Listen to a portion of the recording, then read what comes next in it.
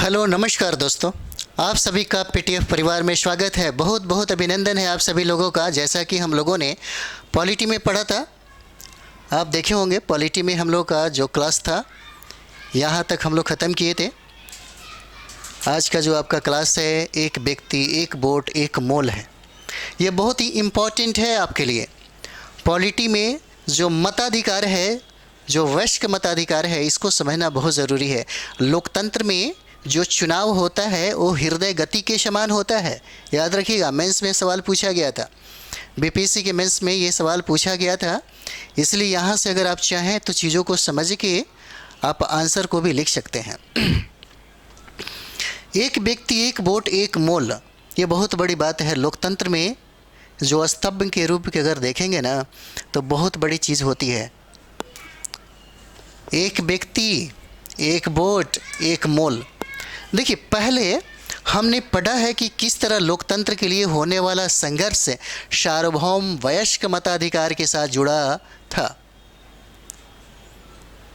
सार्वभौम वयस्क मताधिकार के साथ जुड़ा था। अब इस सिद्धांत को लगभग पूरी दुनिया में मान लिया गया है, पर किसी व्यक्ति को मतदान के समान अधिकार से वंचित करने के उदाहरण भी कम नहीं है।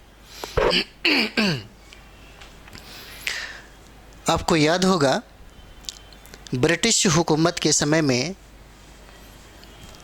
जब कुछ लोगों के द्वारा जब संविधान लिखने की बात हो रही थी, जिसमें डॉक्टर बी.आर. अम्बेडकर शामिल नहीं थे, उस समय ये वयस्क मताधिकार का सिद्धांत था ही नहीं। मात्र कुछ मुट्ठी भर लोगों को ही अधिकार प्राप्त होने वाली थी। लेकिन जिस लोकतंत्र के बारे में और जिस लोकतंत्र की स्थापना को लेकर के हमारे राष्ट्रीय नेताओं ने हमेशा आंदोलन और संघर्ष किया, वो बिल्कुल अलग होता। आज भी बहुत ऐसे कंट्री हैं जहाँ पे लोकतंत्र तो है, लेकिन सभी लोगों को समान रूप से वोट देने का अधिकार नहीं है। आज भी बहुत ऐसे कंट्री है जहाँ पे उस देश में रहने वाले जो लोग हैं, उसमें कुछ खास लोगों को ही वोट देने का अधिकार है, और कुछ ऐसे लोग हैं जिनको उनकी जो मूल्य होती है, जो उनका कीमत होता है, जो उनका वैल्यू होता है, उनके बराबर नहीं माना जाता। लेकिन यहाँ पे याद रखिएगा, भारतीय संविधान में, और जब हम भारत का लोकतंत्र पढ़ेंगे तो भारत के लोकतंत्र में जो वोट देने की जो शक्ति है, ये भारत के लोगों के पास बहुत ही ज़्यादा शक्ति है। बहुत ही समझिए कि सबसे ज़्यादा जो शक्ति है ना, जो सबसे स्ट्रॉन्ग, जो पावरफुल, जो आप जिस शक्ति के बारे में आप बात करते हैं, ये शक्ति आपके पास है, भारत के जनता के पास है। वोट देकर के किसी भी व्यक्ति को राजा बनाया जा सकता है, किसी भी व्यक्ति को भारत का प्रधानमंत्री और मुख्यमंत्री बनाया जा सकता है। इतनी शक्तियाँ, इतनी पावर भारत के जनता को प्राप्त है। और यहाँ पे जो सार्वभौम मताधिकार का जो सिद्धांत यहाँ पे देखने को आपको मिलेगा, एक व्यक्ति का, चाहे वो कितना हो निचले पैदान पे खड़ा क्यों ना हो, इस समाज का सबसे वंचित समुदाय से बिलोंग क्यों ना करता हो, और इस भारत में रहने वाले जो सबसे अमीर हैं, चाहे वो भारत के प्रधानमंत्री क्यों ना हो, अबानी अंडानी क्यों ना हो, और एक मेहता रानी, दोनों की वोट का कीमत जो है वो बराबर है। यहाँ पे दोनों लोगों को समानता जो प्राप्त है। जब वो वोट देने जाती हैं तो दोनों एक ही कतार में खड़ी होती हैं, और दोनों की जो वैल्यू होता है बराबर होता है। ये बहुत बड़ी बात है। और यहीं पे डॉक्टर बी.आर. अम्बेडकर ने ये बात कहा था कि एक वोट की जो कीमत है, वोट की जो कीमत है, रानी और मेहता रानी दोनों को एक ही छत के नीचे लाकर खड़ा कर देता है। ये समानता का सबसे बेहतरीन उदाहरण आपको यहाँ पे मिलेगा। समाज की संरचना को जब देखेंगे आप, तो उसमें बहुत ही ज़्यादा विभेद, अंतर देखने को मिलेगा आपको। समाज की संरचना इतनी जटिल बनाई गई है कि वहाँ पे ये समाज को, खास करके जिस वर्ग में इन सभी लोगों को बांटा गया, वो सभी लोगों को एक ही अम्ब्रेला के नीचे नहीं लाया जा सकता। लेकिन जब भी चुनाव की बात आती है, जब भी सार्वभौम वयस्क मताधिकार की बात आती है, तो ये सारे के सारे लोग एक ही छत के नीचे बराबर समान रूप से एक जैसा दिखते हैं। ये बहुत बड़ी बात है। खैर, हम लोग नेक्स्ट के क्लास में बहुत डिटेल्स में भी पढ़ेंगे। जो चीज़ें दिया गया है उस पे ही हम लोग ज़्यादातर मतलब फोकस करें। और कहता है यहाँ पे कि अब इस सिद्धांत को लगभग पूरी दुनिया में मान लिया गया है, पर किसी व्यक्ति को मतदान के समान अधिकार से वंचित करने के उदाहरण भी कम नहीं है। 2015 तक सऊदी अरब में औरतों को वोट देने का अधिकार नहीं था। ये 2015 के बाद सऊदी अरब में थोड़ा सा उदारता के आ गई, थोड़ा सा लोकतंत्र की जो बहुत खूबसूरत जो एक मॉडल जो आप कह सकते हैं ना, जो लोकतंत्र की सबसे खूबसूरत मॉडल होता है, जिसमें चुनाव समझिए कि उसके हृदय गति के समान होता है, उसके बिना फिर लोकतंत्र का कोई मायने नहीं रखता। जब हमारा देश आज़ाद हुआ तभी ये सारा का सारा चीज़ें इसमें शुमार हो गया। संविधान निर्माताओं ने इस लोकतंत्र की सबसे खूबसूरत जो संरचना तैयार किया, वो आज भी पूरी दुनिया के लिए अजूबा है, अद्वितीय है। इतनी ज़्यादा शक्ति और इस शासन में जो लोगों को प्राप्त हुआ वो दुनिया के किसी भी देशों में आपको दिखाई नहीं देता। और यहाँ पे देखिए 2015 तक सऊदी अरब जो है, सऊदी अरब में महिलाओं को वोट देने का अधिकार से वंचित रखा गया था।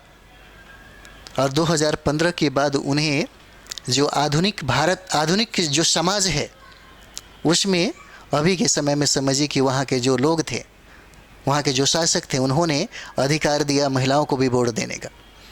अगला देखिए, कहता है कि एस्टोनिया ने अपने यहाँ नागरिकता के नियम कुछ इस तरह से बनाया है कि रूसी अल्पसंख्यक समाज के लोगों को मतदान का अधिकार हासिल करने में, आगे हम लोग देखते हैं, इसमें आगे देख लीजिए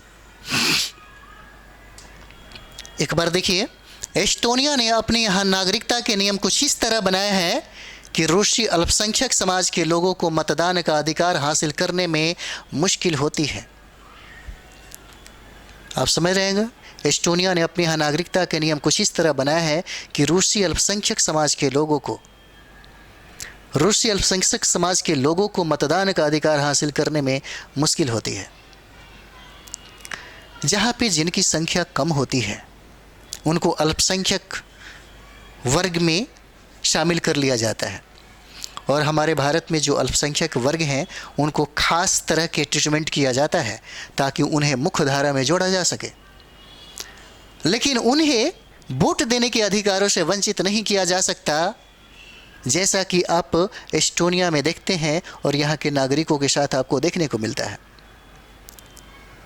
कभी कभी ऐसा आपको मिलेगा, कहीं कहीं तो मतलब ऐसा आपको चुनाव मिलेगा जहाँ पे कुछ खास लोगों को ही वोट देने का अधिकार है और कुछ खास लोगों को, यानी कि समझिए कि जो वहाँ के समाज के कुछ ऐसे वंचित या उसके मूलवासी जो हैं उनको वोट देने के अधिकार से महरूम रख दिया गया, वंचित कर दिया गया। आगे देखिए, कहता है कि फिजी की चुनाव प्रणाली में वहाँ के मूलवासियों के वोट का महत्व है भारतीय मूल के फिजी नागरिक के वोट से ज़्यादा है। यहाँ पे समझ सकते हैं, फिजी का जब चुनाव होता है तो वहाँ के जो मूलवासी हैं, फिजी के जो मूलवासी हैं, उनके वोट का कीमत भारतीय जो हैं, मूल के जो नागरिक हैं वहाँ पे जो निवास करते हैं, उन्हें उनके अपेक्षा इनकी जो वैल्यू होती है, उनका जो कीमत होता है वोट का, वो कम हो जाता है। और इस लोकतंत्र में ऐसे बहुत सारे टर्म ऑफ कंडीशन आपको मिलेंगे, लेकिन जिस लोकतंत्र का सिद्धांत हमारे भारत के लिए दिया गया, जिस लोकतंत्र का सिद्धांत दुनिया में बहुत जगह पे प्रचलित है, जैसे आप ब्रिटेन में देखते होंगे, जैसे अमेरिका देखते होंगे, जैसे भारत देखते होंगे, तो यहाँ पे जो आपको इसका कीमत दिख रहा होगा वो बहुत ही अजूबा अद्वितीय दिख रहा होगा, क्योंकि यहाँ पे पावर जो है वो पावर रहने वाले जिस भूभाग में, जिस क्षेत्र में रहते हैं लोग, उनके पास सबसे ज़्यादा होता है।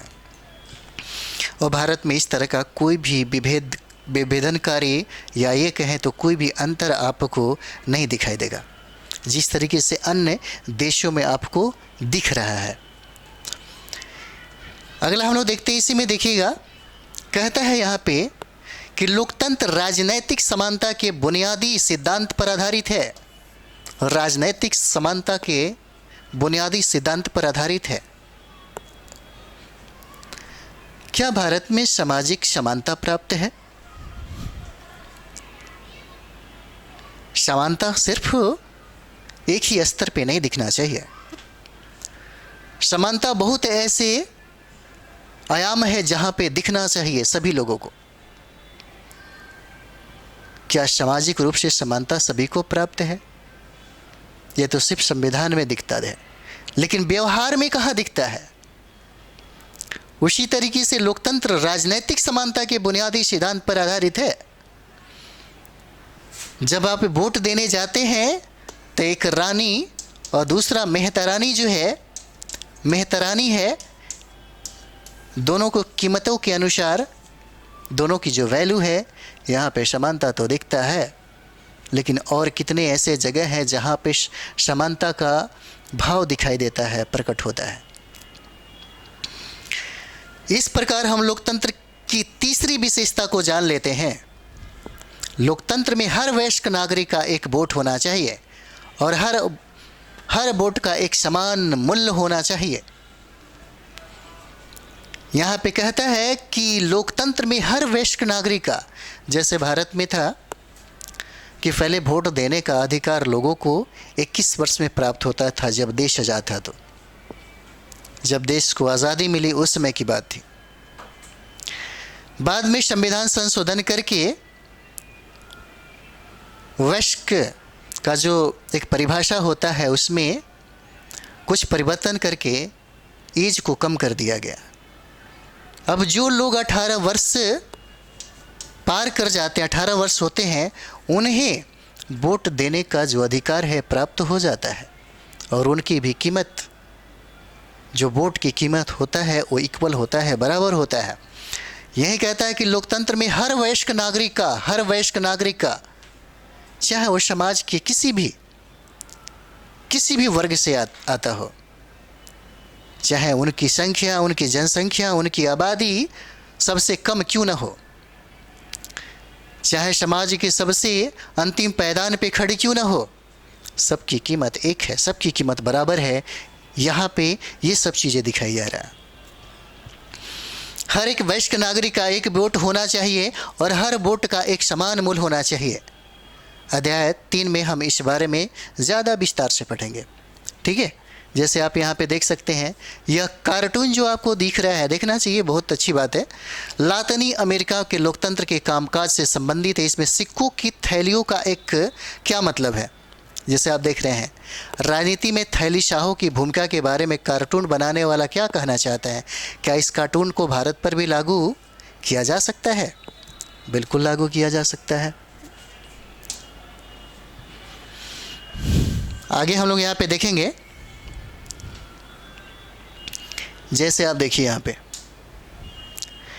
आखिरकार एक व्यक्ति एक वोट, वो भी क्या दिन थे जब मैं ही एक व्यक्ति और मेरा ही एकमात्र वोट था और यही मुझे पसंद था। John Taylor Albuquerque general America के कैगले कार्टून आप देख सकते हैं। यह कार्टून सद्दाम हुसैन के शासन को उखाड़ फेंकने के बाद हुए चुनावों से संबंधित है। उन्हें जेल में बंद दिखाया गया है। यहाँ कार्टूनिस्ट क्या कहना चाहता है? इस कार्टून के संदेश और अध्याय में आए पहले कार्टून के संदेश की तुलना और विचार कीजिए।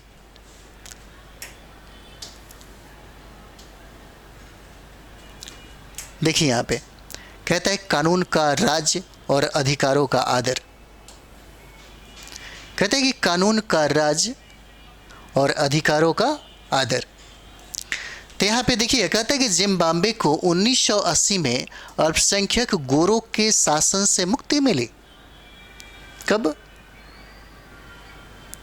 तो 1980 में कहता है, देखिए 1980 में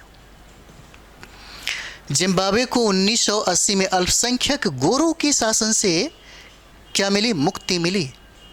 इस समय ये जाकर के आज़ाद हुए। और कहता है उसके बाद देश पर जानू पीएफ दल का राज है, जिसने देश के स्वतंत्रता संघर्ष की अगुवाई की थी। इसके नेता रॉबर्ट मुगाबे आज़ादी के बाद से ही शासन कर रहे थे। थोड़ा एक बार पढ़ लीजिए, फिर आपको समझाते हैं। चुनाव नियमित रूप से होते थे और सदा जानू पीएफ दल ही जीतता था। राष्ट्रपति मुगाबे कम लोकप्रिय नहीं थे, पर वे चुनाव में गलत तरीके भी अपनाते थे। कभी कभी आप देखते होंगे हमारे भारत में भी ऐसा हुआ है। भारत में लोग कहता है, बहुत सारी ऐसी पार्टियां कहती हैं कि भारत में जो लोकतंत्र है कुछ ज़्यादा ही है। कुछ लोग ये भी कहते हैं कि भारत में लोकतंत्र खतरे में है। कभी कभी कहा जाता है लोकतंत्र में एक सबसे अच्छा उदाहरण क्या होता है, कभी भी किसी एक पार्टी को 5 साल से ज़्यादा नहीं रहने देना चाहिए। अगर लोकतंत्र में लोकतंत्र को जिंदा रखना है और लोकतंत्र का जो समझिए कि उद्देश्य है, जिस उद्देश्य का सपना जो ख्वाब था संविधान के निर्माताओं ने देखा, राष्ट्रीय नेताओं ने देखा, अगर उसको साकार करना है तो कहा जाता है कि लोकतंत्र में जो सत्ता होता है हमेशा अदलता बदलता रहना चाहिए। विपक्ष की भूमिका भी बड़ा स्ट्रांग होना चाहिए। लोकतंत्र में लोगों की जो भूमिका होता है, लोगों की जो समानता होता है, स्वतंत्रता होता है, उसका जो निष्पक्ष न्याय होता है वो बहुत ही स्ट्रांग होना चाहिए। कोई ऐसी पार्टी जो लगातार बने रह जाए वो लोकतंत्र का उदाहरण नहीं होता। लोकतंत्र वो भी होता है, लेकिन लोकतंत्र में खामियां आ जाती है। जो पार्टी लगातार 15 साल 10 साल से अगर सत्ता में है तो लोकतंत्र खतरे में हो जाता है। ये किसी न किसी मुद्दा पे ये हो सकता है। यही वजह होता है कि रोटी जब आप बनाते हैं तो रोटी को उलट पलट के बनाना चाहिए, तब जाकर के आपका रोटी बहुत ही अच्छे तरीके से पकता है। राजनीति भी बिल्कुल इसी तरह होता है। और लोकतंत्र में जो पार्टियां हैं, कभी कभी क्या होता है, जैसे यहाँ पे दिखाने की कोशिश किया है कि आज़ादी के बाद तक और अभी तक जो ये पार्टी बना, विपक्षियों की भूमिका ज़्यादा नहीं रही, लेकिन किसी भी तरह चाहे साम दाम दंड भेद की नीति अपना करके ये पार्टियां हमेशा सत्ता में रही हैं। और सत्ता में जब इस तरह से बनाए जाते हैं तो वहाँ पे जो शासन है उसका दुरुपयोग होता है। वहाँ पे लोगों का जो हित है उसको दरकिनार कर दिया जाता है। वहाँ पे जो शक्तियाँ हैं एक राष्ट्रपति के पास तो है, लेकिन राष्ट्रपति इस शक्तियों को गलत तरीके से उपयोग करती है। इस तरीके से यह शासन जो प्रणाली है, भले हम लोग लोकतंत्र कहते हैं, लेकिन यहाँ पे शक्तियाँ सबसे ज़्यादा एक सम्राट के पास आ जाता है और लोगों की शक्तियाँ जो होता है कम हो जाता है। लेकिन लोकतंत्र में लोगों की शक्तियाँ सर्वोपरि होना चाहिए और वहाँ पे जो सम्राट बनाए जाते हैं, जो प्रधानमंत्री या राष्ट्रपति चुने जाते हैं वहाँ के जनता के द्वारा, उनकी शक्तियाँ ज़्यादा होनी चाहिए और जो सम्राट बनते हैं या राजा बनते हैं उनकी शक्तियाँ कम होनी चाहिए। जब एक ही पार्टी साम दाम दंड भेद के नीति के द्वारा जब इस चीज़ को, जैसे हमारे भारत में कहा जाता है, बहुत ऐसे राजनीतिक पार्टियां हैं जो ये कहती हैं कि हम तो वोट दे करके ईवीएम को आया है, वो जिसको दे। सोचिए कितनी बड़ी बात है। लोगों को ईवीएम पे भी संदेह हो गया, क्योंकि कुछ ये पार्टियों का ये मानना है कि जो सत्ता में सरकार रहती है वो इसका दुरुपयोग करती है और सरकारी जो मशीनरी है या सरकारी जो कर्मचारी है, जैसे आप देखते होंगे अभी दिल्ली में बहुत ही ज़्यादा इसके ऐसा कभी नहीं देखने को मिला था। अब भारत के लोकतंत्र में एक बहुत बड़े आंदोलन का आगाज हो रहा है और आपको सोचना चाहिए बहुत खतरनाक रूप लेते हुए जा रहा है। ईडी के खिलाफ जनता रोड पे आ गई, सड़कों पे आ गई, ये कम बड़ी बात नहीं है। इसका मतलब ये है कि ईडी किसके कंट्रोल में है, ईडी को किसने स्वतंत्रता दी, किसने ईडी को ज़्यादा खुले तौर पर मतलब काम करने को ये कर दिया। इसका मतलब क्या है, सरकार अपने कंधों पे जिम्मेदारी नहीं लेकर के अपने कंधों से बंदूक चलाने का काम जो सोचती है, जिसके वजह से शासन प्रणाली अपने उद्देश्यों को, लोकतंत्र में अपने उद्देश्यों को प्राप्त नहीं कर पाता और ये सब चीज़ें क्या हो जाता है, गलत तरीके से होने लगता है। जैसे भारत में कभी भी ऐसा देखने को नहीं मिला। यह एक समझिए कि जांच एजेंसी है जिसको अधिकार है, ईडी को यह अधिकार है किसी ऐसे संदिग्ध जो मामला हो वहाँ पे छापा मारने का उसको अधिकार है। और जब उसी सरकार के द्वारा सरकार के हित के लिए और सरकार उसे अपने तरीके से सक्रिय कर देती है तो ये खतरा हो जाता है। और ये देखते होंगे दिल्ली में केजरीवाल को बुलाया गया, दिल्ली में इस तरह से किया जाता है, बिहार में अब तेजस्वी प्रसाद को यादव को ऐसा किया गया। तो इस तरीके से आप समझिए इस चीज़ को, क्योंकि यहाँ पे समझने की बात है, यहाँ पे समझने की बात है। और अंततः जनता, लोगों को नहीं, भारत के पब्लिक को नहीं सड़कों पे उतरना चाहिए ईडी के विरोध में, खिलाफ में। आप न्यूज़पेपर पढ़ते होंगे तो आपको पता चलता होगा। तो ये क्या होता है, एक छत्र जो राज किसी का होने लगता है, वो सत्ता जो चलाता है वो व्यक्ति, वो तनाशाह होने लगता है। उसकी जो निरंकुशता होती है लोकतंत्र को खतरे में डाल देती है। और यही चीज़ें तो यहाँ पे कहना चाहता है। राष्ट्रपति मुगाबे कम लोकप्रिय नहीं थे, पर वे चुनाव में गलत तरीके भी अपनाते थे। जैसे कहा भी तो जा रहा है, यहाँ तक कि वेस्ट बंगाल की जो मुख्यमंत्री हैं उन्होंने ये कहा कि भारतीय जनता पार्टी, मतलब जो वर्तमान सरकार है, नाम नहीं लेना चाहिए, वर्तमान सरकार जो है, ठीक है, गलत तरीके से चुनाव क्या करती है, जीतती है। हर पार्टी, हर दूसरे जो सत्ताधीन पार्टी होते हैं उस पे आरोप दोषारोप लगाते हैं। और यहाँ तक कि सुप्रीम कोर्ट ने भी इस बात को बोला कि जब ईवीएम से जब चुनाव होता है तो पारदर्शी और 100% ये कहना कि सही तरीके से हुआ, ये भी कहना मुश्किल हो जाता है। तो यहाँ पे चीज़ों को समझिए। कहता है चुनाव में गलत तरीके भी अपनाते थे। आज़ादी के बाद से उनकी सरकार ने कई बार संविधान में बदलाव करके राष्ट्रपति के अधिकारों में वृद्धि की थी और उसकी जवाबदेही को कम किया था। ये भी लोकतंत्र तो है, लेकिन बार बार संविधान में संशोधन करके इन्होंने अपनी शक्तियों को काफ़ी बढ़ाया चढ़ाया ताकि लोगों का हस्तक्षेप इसके तरफ में कम हो। और ये बार बार इस सत्ता का दुरुपयोग करके या लोकतंत्र में जो महत्वपूर्ण पहलू है उसका दुरुपयोग करके क्या करें, गद्दी को बार बार हासिल करें। और यहाँ पे जो विपक्षी पार्टियाँ होती हैं वो चाहे कुछ भी कर ले, वो चुनाव नहीं जीत पाती। और विपक्षी को हमेशा कमज़ोर बना के रखा जाता है। लोकतंत्र तो ये भी है। लोकतंत्र की विशेषताओं में ऐसे भी चीज़ें आते हैं, लेकिन ऐसे लोकतंत्र जो होता है, ऐसे जो सरकार होता है, वहाँ पे जनता का हित नहीं माना जाता। वहाँ पे जनता का हित बर्बाद हो जाता है, कम हो जाता है, ख़त्म हो जाता है। यही चीज़ें यहाँ पे कहने की कोशिश किया गया है। आगे हम लोग देखते हैं, इसी में देखिए,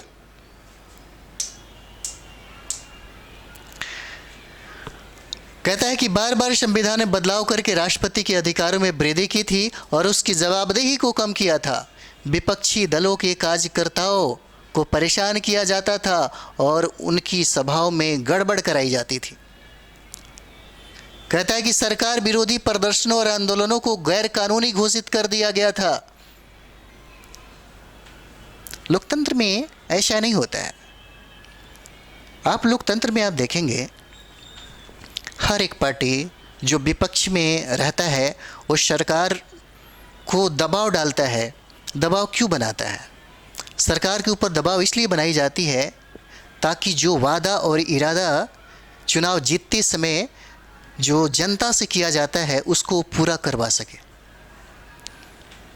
और यही वजह होता है कि लोकतंत्र की जब उद्देश्यों को प्राप्त करना चाहते हैं, लोकतंत्र का जो ख्वाब देखने वाले जो लोग हैं, जो चाहते हैं कि लोकतंत्र में सबसे कमज़ोर वर्ग को, चाहे सबसे निचले पैदान पे खड़ा क्यों न हो, उसका भी हक और अधिकार की बात इस यहाँ पे किया जाए, तो उसके लिए ज़रूरी है विपक्षी को मजबूत करना।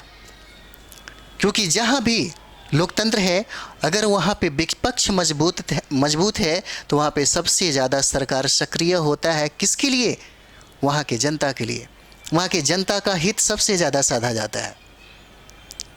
लेकिन जहाँ पे विपक्ष कमज़ोर हो जाता है, वो सत्ता और वो जो सरकार होता है निरंकुश हो जाता है, वो तनाशाह हो जाता है। आप कभी कभी देखते होंगे भारत में इस तरह से आभास कभी कभी दिखता है। जैसे आप कभी कभी देखते होंगे बहुत सारे मीडिया के माध्यम से आपको पता चलता होगा कि लोगों की आवाज़ को दबाया जाता है। लोकतंत्र में लोगों की आवाज़ को दबाया नहीं जा सकता। अगर लोकतंत्र में लोगों की आवाज़ को दबाया जाता है, इसका मतलब ये है कि वो लोकतंत्र खतरे में है। वहाँ पे लोकतंत्र का जो ख्वाब है, जो सपना है, जो उसकी विशेषता है, जो उसका महत्व है, वो गौन हो जाता है, कम पड़ जाता है। जब पार्टियां जब आंदोलन करती है, सत्ता में रहने वाले सरकार के खिलाफ जब खड़ा होती हैं, तो वहाँ पे उसको दबाया नहीं जाता, उसे सुना जाता है।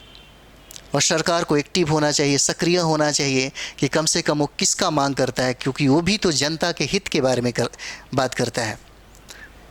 तो जो अच्छी पार्टियां होती हैं, या कहे कि लोकतंत्र को जो लोग समझते हैं, वहाँ पे विपक्ष मजबूत अगर हो जाए तो वहाँ पे सबसे ज़्यादा हित जनता का होता है, और उस देश में रहने वाले जो विकास है उस पर सबसे ज़्यादा ध्यान दिया जाता है। एक ऐसा कानून भी था जो राष्ट्रपति की आलोचना के अधिकार को सीमित करता था। टेलीविज़न और रेडियो पर सरकारी नियंत्रण था। अब देखिए, एनसीईआरटी, आपको लग रहा होगा कि एनसीईआरटी क्या नहीं सिखाता। व्यवहार में सब कुछ है। व्यवहारिकता जो है यही चाहिए। सिर्फ किताबें पढ़ने से लोग आईएएस नहीं बनता। किताबी कीड़ा अगर हो जाते हैं तो कभी भी यूपीएससी और बीपीएससी तो फाइट नहीं कर सकते, क्योंकि प्रश्न अप्लाइड पूछे जाते हैं। और अप्लाइड की अगर बात किया जाए तो अधिकतर प्रश्न ऐसे होते हैं जो कहीं ना कहीं आप न्यूज़पेपर में पढ़ते हैं, आपके वर्तमान सरकार के साथ होता है। देखिए, यही सब चीज़ें हैं। एक्चुअली पॉलिटी में बहुत सारा इस तरीके से प्रश्न पूछते हैं मेंस में, चाहे वो यूपीएससी में देख सकते हैं या बीपीएससी में देख सकते हैं। बहुत ही अच्छे लेवल का प्रश्न होता है। बस वहाँ पे समझ ज़्यादा होनी चाहिए। आपकी जो समझ होना चाहिए वो समझिए कि उसका जो व्यापक जो ये कह सकते हैं दृष्टिकोण होना चाहिए, तब जा कर के आप लिख पाएंगे। देखिए, आपके एनसीईआरटी में ऑलरेडी लिखा हुआ है। ये 9th क्लास का एनसीईआरटी है, इतनी बड़ी बड़ी बातें लिख दी। 9th क्लास, अभी तो मैट्रिकुलेशन 10th के बाद 10th मैट्रिक हो जाता है, अभी तो नॉन मैट्रिक में ही ये सब चीज़ें पढ़ाई जा रही है। तो यहाँ पे अगर बौद्धिकता आपका सबसे बेहतर होने लगे तो सोचिए, यही तो बेस है। अगर एनसीईआरटी 1 से 6 से लेकर के 10+2 अगर आप पढ़ते हैं तो आप यूपीएससी या बीपीएससी कोई भी चीज़ है 6 महीना के बाद, 1 साल, 2 साल के बाद फाइट कर जाते हैं। बहुत बड़ी बात नहीं है। बस चीज़ों को समझिए, अपने आप को रखिए, वर्तमान से जोड़ के देखिए। बहुत ऐसे कंट्री है जहाँ पे लोकतंत्र में, तो वहीं तो हम चर्चा कर रहे थे। आप भी इसी तरह सोचिए, आपको भी एक दूसरे से रिलेशन जोड़ने का और एनालिसिस करने का अगर आ जाए, अगर ये चीज़ सीख लेते हैं तो आपके लिए बहुत आसान हो जाता है यूपीएससी और बीपीएससी फाइट करना। तो यहाँ पे देखिए क्या कहता है, टेलीविज़न और रेडियो पर सरकारी नियंत्रण था। ठीक है, सरकारी नियंत्रण था और उन पर सिर्फ शासक दल के विचार ही प्रसारित होते थे। समझ रहे हैं? भारत में भी इसी तरह से है। आप अगर देखते होंगे तो इसको पढ़ने के बाद बिल्कुल ऐसे ही लगता होगा। आप लोग देखते होंगे सोशल मीडिया पे बहुत सारा है। सोशल मीडिया तो बहुत ही ज़्यादा एक्टिव है। सोशल मीडिया तो सरकार के सच्चाई को जनता के सामने ला के खड़ा कर देती है। लेकिन जो सरकारी, जो सत्ता में रहने वाले जो पार्टियां हैं, जो सत्ता में रहने वाली जो पार्टियां हैं, वो अपनी सरकारी मशीनरियों का गलत तरीके से क्या करती है, प्रयोग करती है। और साथ ही साथ मीडिया, टेलीविज़न, अखबार, ये सब चीज़ों को अपने नियंत्रण में लेकर के काम करती है। तो यहाँ पे लोकतंत्र तो नहीं है, जैसे आप यहाँ पे देख रहे हैं। क्या जिम्बाब्वे में जिस तरीके से आपको दिख रहा है, आप तो जोड़ के देख सकते हैं।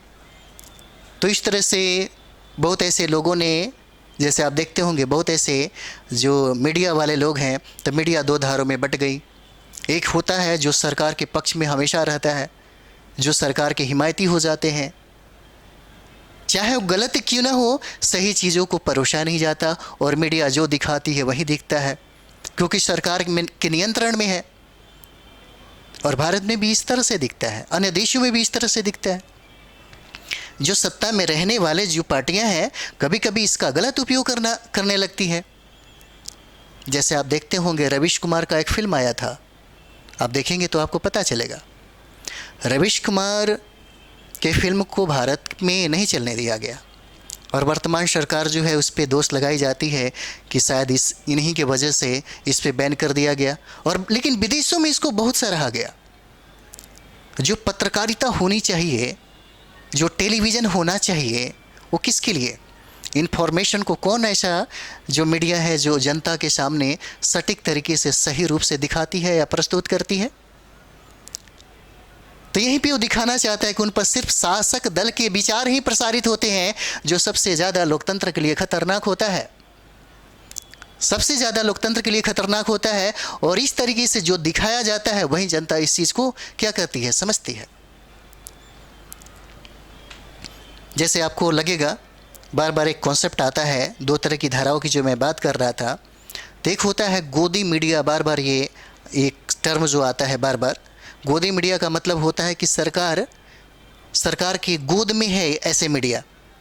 और जब ऐसी मीडिया सरकार के गोद में बैठ जाएगी तो सोचिए, वो तो सिर्फ सरकार के हित या सरकार के लिए ही काम करेगी। तो यहाँ पे दो तरह की बात और भी आ जाती है। कुछ लोग पत्रकारिता करते हैं और कुछ लोग टीवी चैनलों में नौकरी करते हैं। पत्रकारिता करना एक अलग चीज़ होता है और टीवी चैनलों में नौकरी करना ये अलग चीज़ होता है, दोनों में अंतर है। लेकिन जो लोग पत्रकारिता करते हैं वो लोग कभी भी सिद्धांतों से खिलवाड़ नहीं करते, क्योंकि उनको पता है पत्रकारिता वो किसके लिए कर रहे हैं। क्योंकि पत्रकारिता में जनता अहम होती है। सरकार की हर एक बात को जनता तक पहुंचाना पत्रकारिता में अहम बात होता है। उसके सूचना जो इन्फॉर्मेशन होता है उसको पहुंचाना सही तरीके से बहुत ज़रूरी होता है। ये पत्रकारिता होता है। लेकिन जो नौकरी करते हैं वो वहाँ पे जो उसके मालिक होते हैं उसके इशारों पे काम होता है, और मालिक इस सत्ता के अधीन हो जाते हैं। नहीं तो फिर इनकम टैक्स बढ़ा दिया जाएगा, फिर इन पे छापा मराएगा। वो बेचारे डर जाते हैं कि चलो कम से कम सत्ता में जो है उसी के लिए काम किया जाए। और वही चीज़ हुआ जिम्बाब्वे में, वही चीज़ें जिम्बाब्वे में भी हुआ। वहाँ प्रतिपक्ष को कमज़ोर कर दिया गया। और 1980 के बाद जब ये आज़ाद हुआ, एक छत्र राज एक ही पार्टी के लोग अभी तक करते आ रहे हैं। लोकतंत्र तो यहाँ पे भी है। लोकतंत्र में अनेक पार्टियां होती हैं और पार्टियों के बीच में स्वस्थ प्रतिस्पर्धा होना चाहिए। अभी देखिए, कभी कभी आप देखते होंगे हमारे भारत के संसद में एक दूसरे को समझिए कि चप्पल चला के मार देता है, कुर्सी उठा के उधर कुर्सी से मारता है। ये स्वस्थ प्रतिस्पर्धा का निशानी और पहचान नहीं है। हर एक पार्टी को दूसरी पार्टी के जो नेगेटिव चीज़ें हैं उसको जनता के सामने लानी चाहिए, लेकिन वो भी स्वस्थ तरीके से। इसका मतलब नहीं कि वहाँ पे जनता का, वहाँ पे पार्टियों में जो आला कमान के जो लोग हैं उनका ही जान खतरे में पड़ जाए। तो फिर तो ये स्वस्थ प्रतिस्पर्धा नहीं हुआ। लोकतंत्र में स्वस्थ प्रतिस्पर्धा का होना लाजमी है। लेकिन यहाँ पे जिम्बाब्वे में क्या दिखाया जा रहा है? जिम्बाब्वे में सब चीज़ को अपने कंट्रोल में किया गया। चुनाव की जो प्रक्रिया हो रही है उस पे सबसे ज़्यादा कंट्रोल किसका है? वहाँ के सत्ता में रहने वाले सरकार का है। और साथ ही साथ इतना ही नहीं, चुनाव को जीतने के लिए जितने भी गलत तरीके अपनाए जाते हैं वो सब का सब यहाँ पे किया जाता है।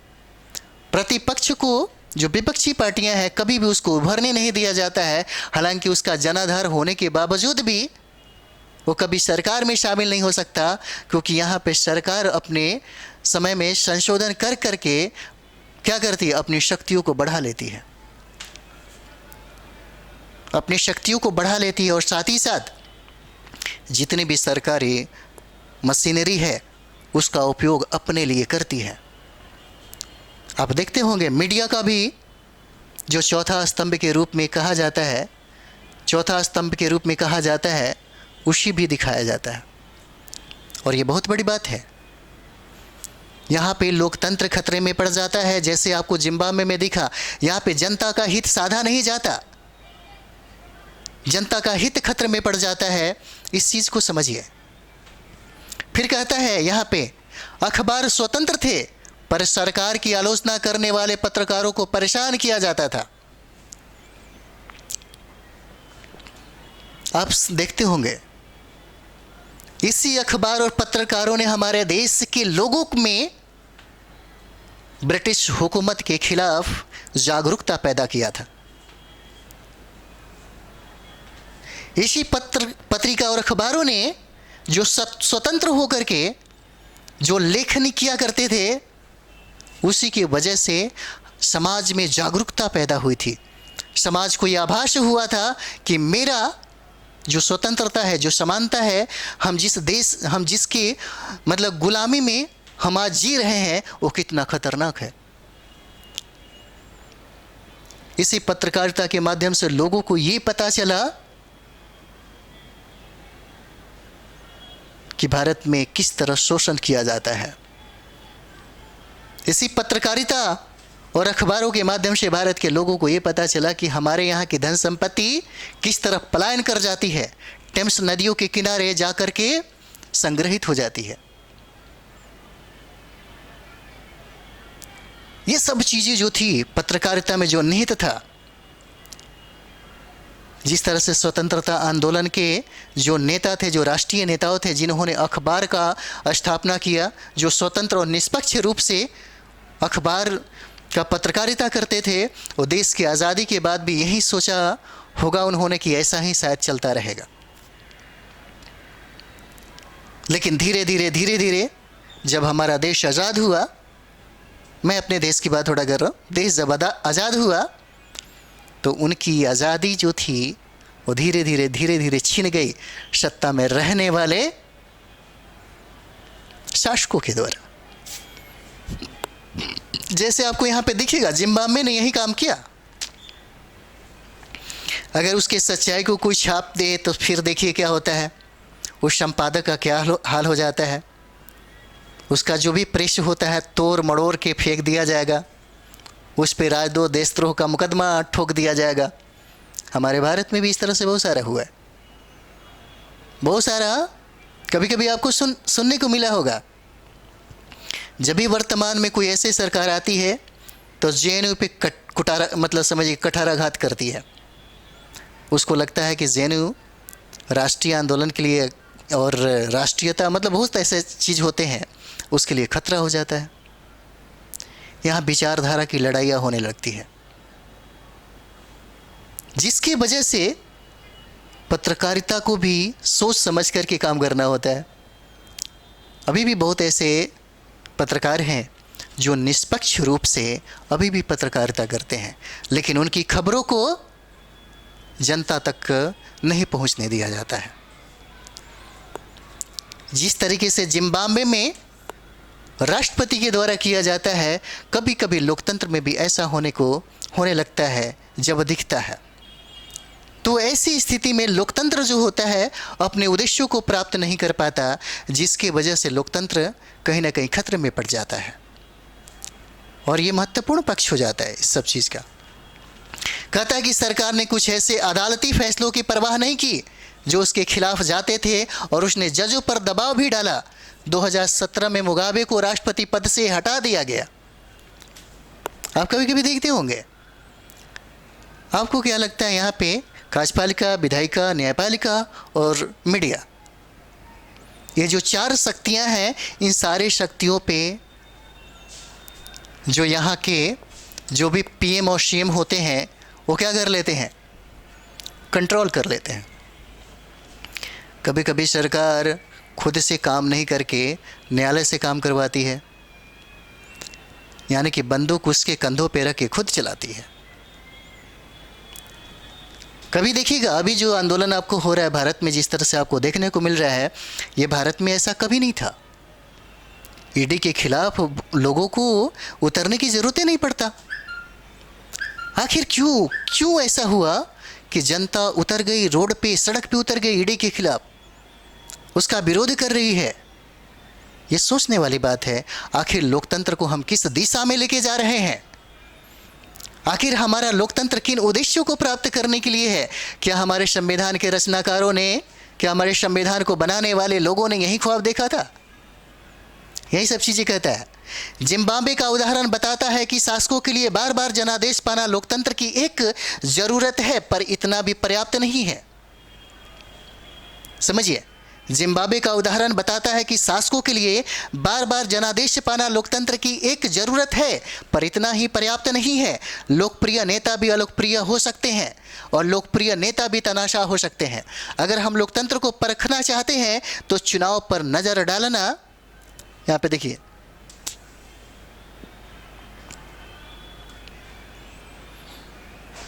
कहता है कि अगर हम लोकतंत्र को परखना चाहते हैं तो चुनाव पर नजर डालना जरूरी है। कहा जाता है भी बहुत सारे ऐसे केस हैं जो सुप्रीम कोर्ट में अभी लड़े जा रहे हैं।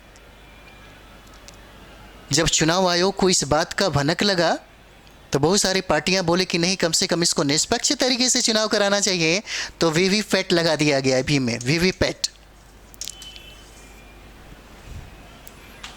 लेकिन चुनाव आयोग ये भी कहता है कि वीवीपैट की जो मशीनें थी वो खराब थी, और एक दो नहीं, लगभग 6 से 7 लाख वीवीपैट क्या थे, खराब थे। इसका मतलब क्या था?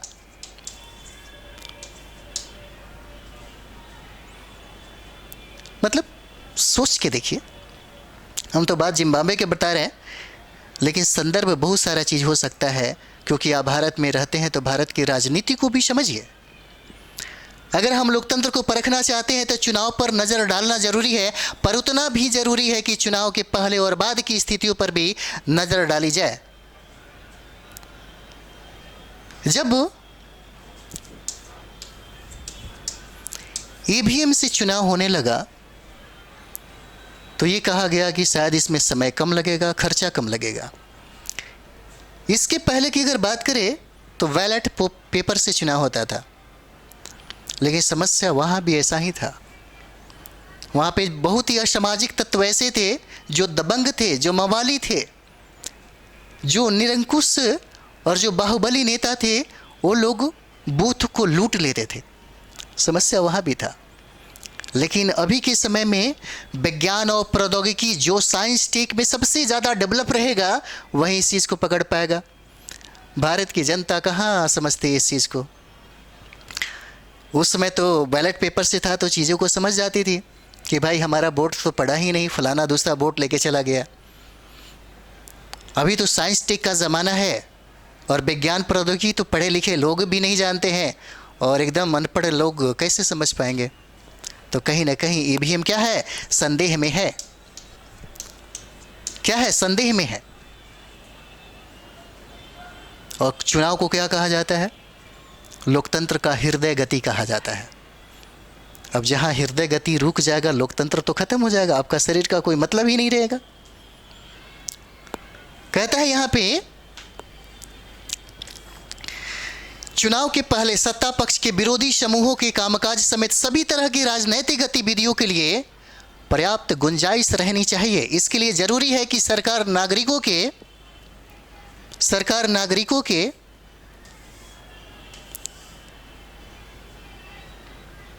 बुनियादी अधिकारों का आदर करे, उनको सोचने की, अपनी राय बनाने की,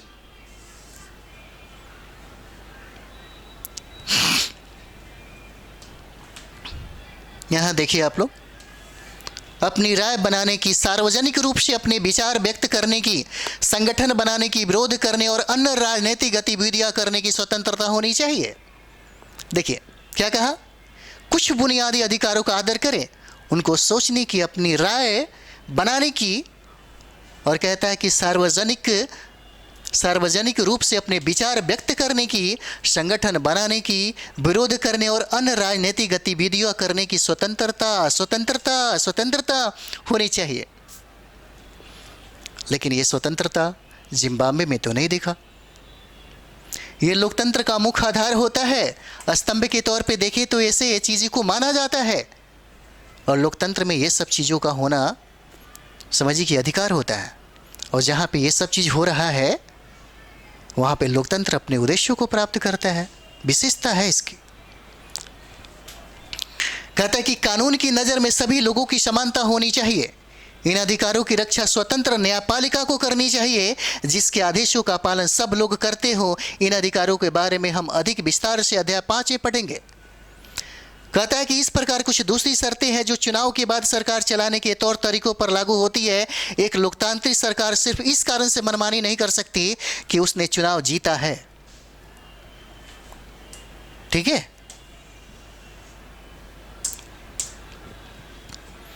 उसे भी कुछ बुनियादी तौर तरीकों का पालन करना होता है। खास तौर से उसे अल्पमत वाले समूह को दी गई कुछ गारंटियों का आदर करना होता है। हर प्रमुख फैसला लंबे विचार विमर्श के बाद लेना होता है। हर पदाधिकारी को उस पद के साथ जुड़े अधिकार और जिम्मेदारियां संविधान द्वारा दी जाती है। लेकिन इसका हम व्याख्या करेंगे आपको। थोड़ा सा पहले इसको हम लोग समझ जाते हैं क्योंकि वीडियो बहुत लंबा होते जा रहा है। ये सभी न सिर्फ जनता